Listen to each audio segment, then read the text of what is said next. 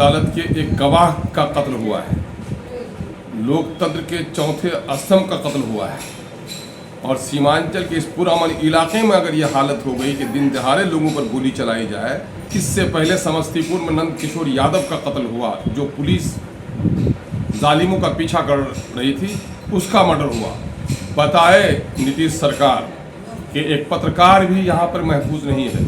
ये हुकूमत कुर्सी बचाने के मामले में अवामी तहफ़्फ़ुज़ और अवामी मसाइल, जन सुरक्षा, सारी चीज़ों को ताक पर रखी हुई है और वो लापरवाह ऑफिसर्स जिनके इलाके में इस तरह की घटनाएं घट रही हैं, ऐसे एसपी को जिम्मेदार ठहराया जाए।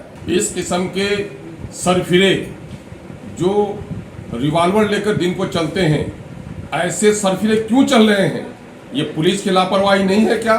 नमस्कार, आप देख रहे हैं लाइव बिहार में हूं आपके साथ असलम अब्बास। अररिया में पत्रकार की हत्या और समस्तीपुर में एसएचओ की हत्या के बाद से लगातार बिहार में पुलिस और प्रशासन के प्रभाव को, नीतीश सरकार के सुशासन पर सवाल उठाया जा रहा है।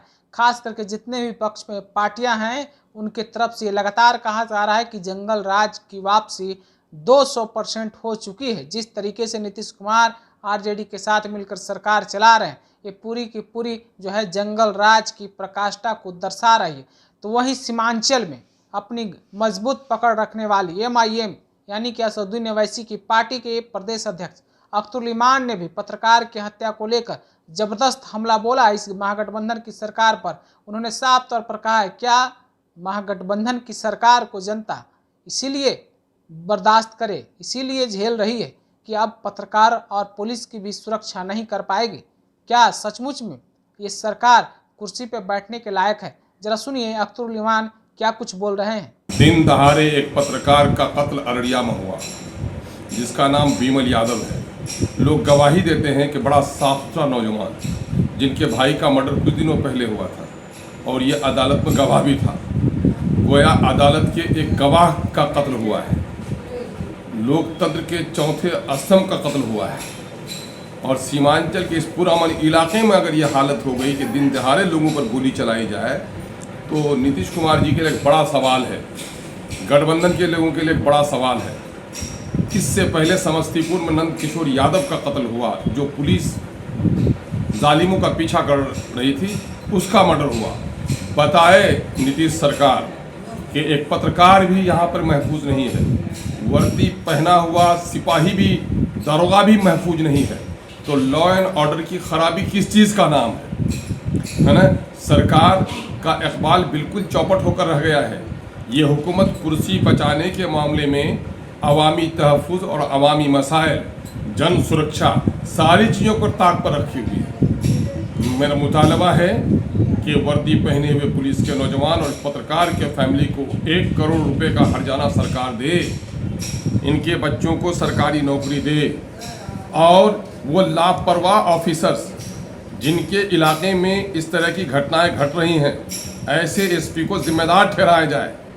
अररिया में इससे पहले रमज़ानुल मुबारक के दिन में सहरी के वक्त वहाँ पर शहबाज नाम के एक नौजवान का सिक्टी का एसएसबी के नौजवानों ने पीटते पीटते मर्डर कर दिया और आज तक उसका मुजरिम गिरफ्तार नहीं हुआ। ये इस बात का सबूत है कि अररिया पुलिस 2 धारी तलवार चला रही है। जो कुछ अभी हुआ है विमल यादव के मर्डर के ताल्लुक से चंद लोगों की गिरफ्तारी की खबर आई है, लेकिन गिरफ्तारी ही इलाज नहीं है। इस किस्म के सरफिरे जो रिवॉल्वर लेकर दिन को चलते हैं, ऐसे सरफिरे क्यों चल रहे हैं? ये पुलिस की लापरवाही नहीं है क्या? एसएसबी के वो नौजवान आज भी वहाँ पर नौकरी में तैनात हैं जिन लोगों ने शहबाज का मर्डर किया है। क्या अक़लियत का खून सस्ता है, इसी वजह से गिरफ्तार नहीं हुआ? ये तमाम तर मामला इस बात को दर्शाता है कि बिहार में कानून की हालत अच्छी नहीं है, औरतें महफूज नहीं हैं, बच्चे महफूज नहीं हैं, पुलिस की वर्दी महफूज नहीं है, पत्रकार महफूज नहीं है। तो बिहार सरकार के लिए बड़ा चैलेंज है और बिहार सरकार को इस मामले में जवाबदेही कबूल करनी चाहिए। चाहे तो अपनी नाकामी का एतराफ़ करे, वरना जिन लापरवाह अफसरों की वजह से इस तरह के वाक़यात हो रहे हैं, ऐसे लोगों पर कार्रवाई करे, तभी माना जाएगा कि ये लोकतांत्रिक सरकार है इंसाफ के साथ तरक्की की सरकार है, करप्शन को बर्दाश्त नहीं करने वाली सरकार। तो अभी आपने अख्तरुल इमान को सुन रहे थे, किस तरीके से पत्रकार विमल यादव और पप्पू के हत्या के बाद से और फिर नंद किशोर यादव एसएचओ जो समस्तीपुर में थे उनके हत्या की गई गौ तस्करों के द्वारा। उन दोनों मामलों को लेकर किस तरीके से वो बिहार सरकार पुलिस प्रशासन पर बोलते नजर आ रहे थे और इस खास करके महागठबंधन की सरकार को बोल रहे थे कि आखिर किस तरीके की सरकार चल रही है जब इस राज्य में अमन चैन पूरी तरीके से खत्म हो गया है। साथ ही साथ वो सीमांचल के मुद्दा पर भी बोल रहे थे, आपने खुद सुना है। आप अपनी राय क्या रखते हैं? क्या सचमुच में बिहार में अब बाहर नहीं है? क्या सचमुच में अब बिहार के लोग अपने घरों में सुरक्षित नहीं है? क्या बिहार में सचमुच में पुलिस या फिर पत्रकार अपने आप को असुरक्षित महसूस कर रहा है? इन तमाम सवालों को लेकर हमें जवाब जरूर कमेंट के रूप में पहुंचाइएगा। दूसरी खबर के लिए बने रही लाइव बिहार के साथ, तब तक के लिए आपका शुक्रिया। लाइव बिहार यूट्यूब पर सब्सक्राइब और फेसबुक पर लाइक जरूर करें।